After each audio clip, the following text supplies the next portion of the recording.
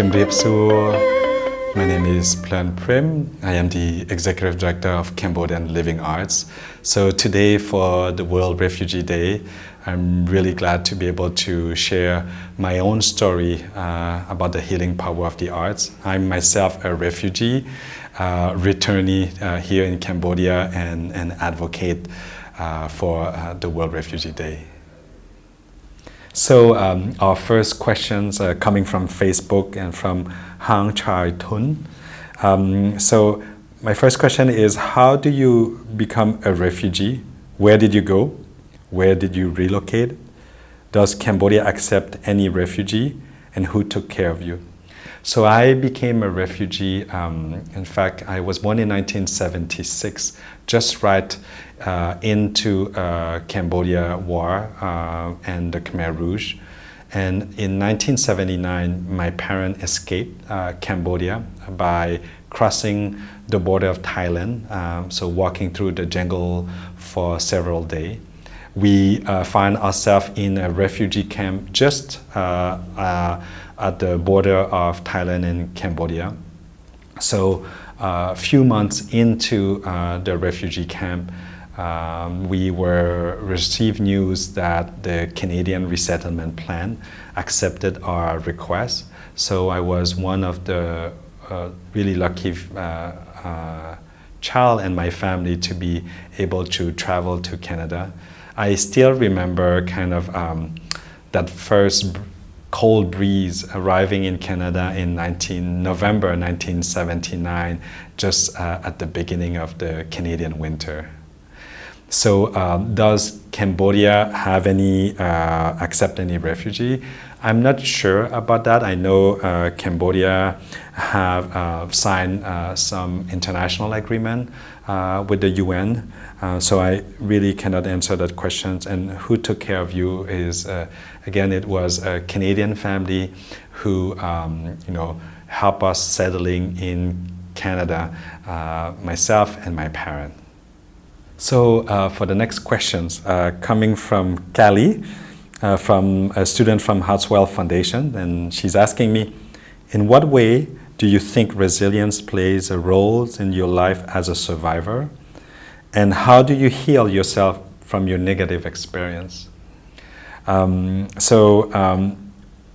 resilience means for me, I think it's, as I'm thinking, I was almost too young because when I arrived in Cambodia, I was only 3 years old. So as a toddler,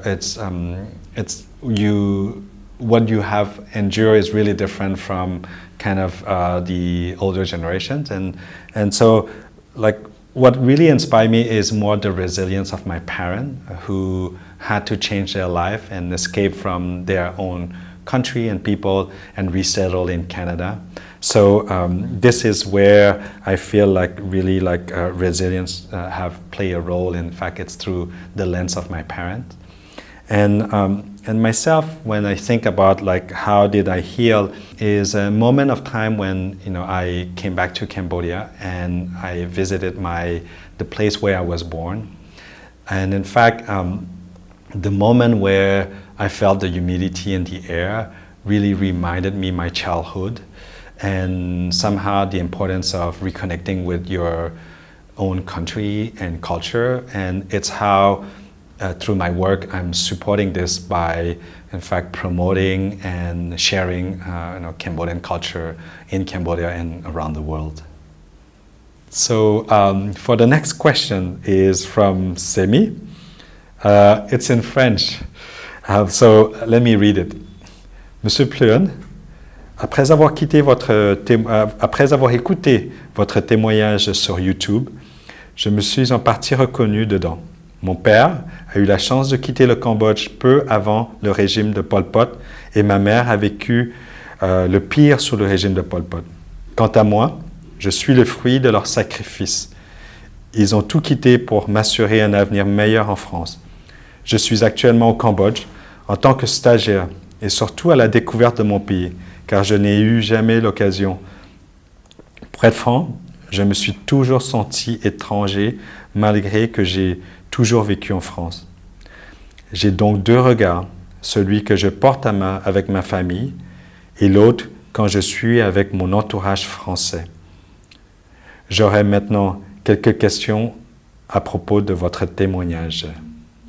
Donc, la première question, votre enfance a-t-il été source d'inspiration pour ce dans quoi vous êtes engagé maintenant? La deuxième question, comptez-vous rester au Cambodge et y mélanger vos deux cultures? Et la troisième question, êtes-vous en contact avec d'autres réfugiés khmer? Super intéressant ces questions. So I really like Semi's questions because I think it really kind of a mirror of myself. So I'm really touched by the fact that he's asking those questions. So the first one is, does my childhood inspire the work that I'm doing today? And I would say definitely, because I think it's somehow like a search of your own identity. And as a Canadian Cambodian living in Canada in a French environment also, the questions of Cambodia came later, but I really wanted to seek my own origin. And so the fact that seeking your identity is also understanding your culture and your traditions had really influenced what I'm doing with Cambodian Living Arts, is because I think it's something as a constant need for us to really look to our own identity through the lens of our culture, our arts, but also the context of today's society and how does that reflect also in terms of looking to the future. The second question is, do I see myself in Cambodia? And also, how do I mix those two cultures?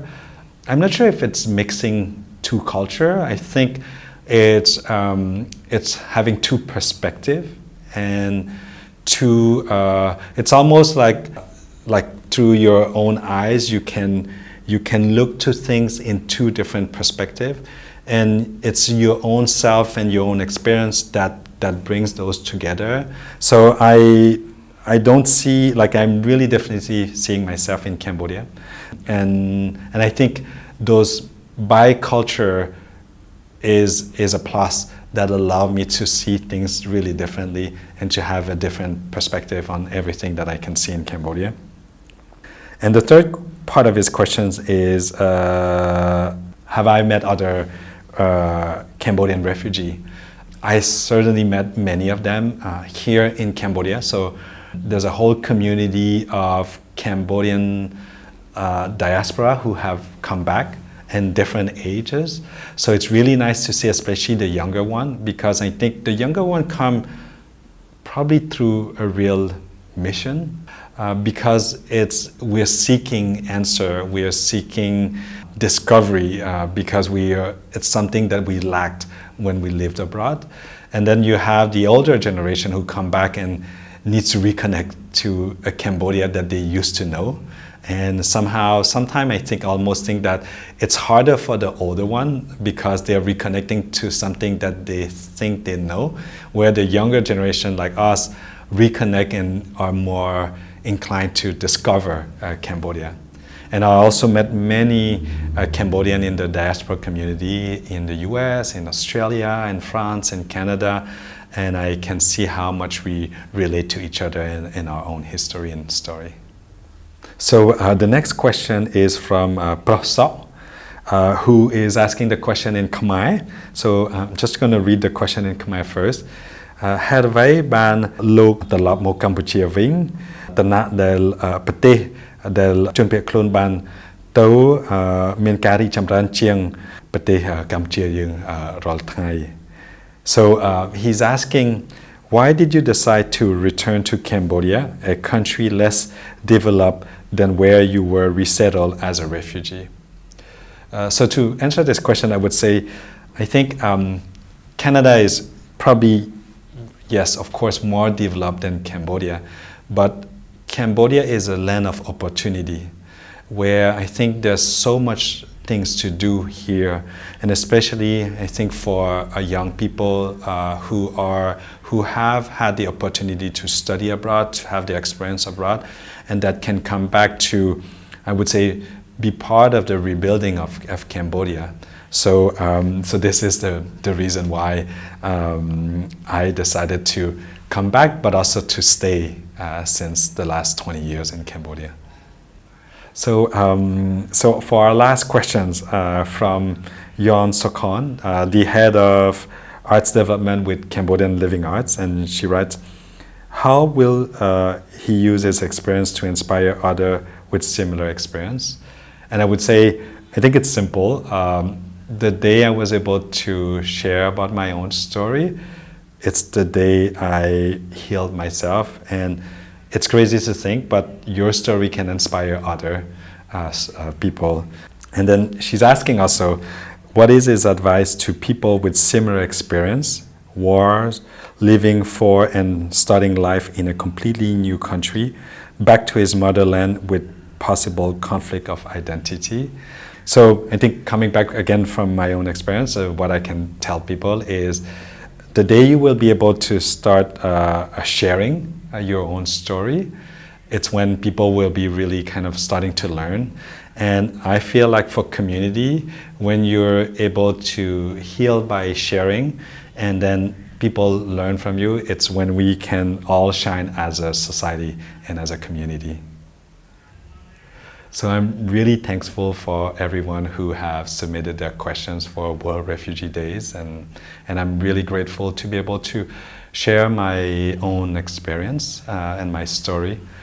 So I hope that what I've said really can bring us all closer together,